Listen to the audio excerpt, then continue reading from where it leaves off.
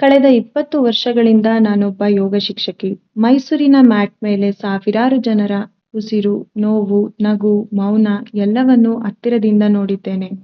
ಹಗಲಲ್ಲಿ ಯೋಗ ಶಿಕ್ಷಕಿ, ಹೃದಯದಲ್ಲಿ ಮನುಷ್ಯರ ಕಥೆಗಾರ್ತಿ.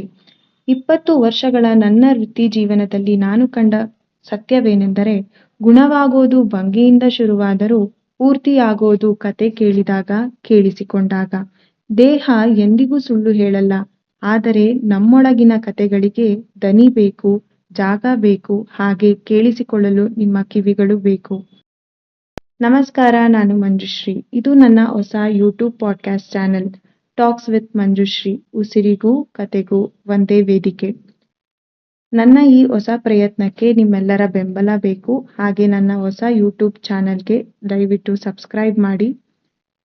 ಪ್ರತಿ ಭಾನುವಾರ ಹೊಸ ಎಪಿಸೋಡ್ನೊಂದಿಗೆ ನಾನು ನಿಮ್ಮ ಮುಂದೆ ನಿಜವಾದ ಮನುಷ್ಯರು, ನಿಜವಾದ ಬದುಕಿನ ಕತೆಗಳೊಂದಿಗೆ ಪ್ರಾಮಾಣಿಕ ಮಾತುಕತೆ, ಬದುಕಿನ ಗೊಂದಲ, ಸೌಂದರ್ಯ ಎಲ್ಲದರ ಬಗ್ಗೆ ಮಾತನಾಡಲು ಕೇಳಿ ಜೊತೆಯಾಗಿ.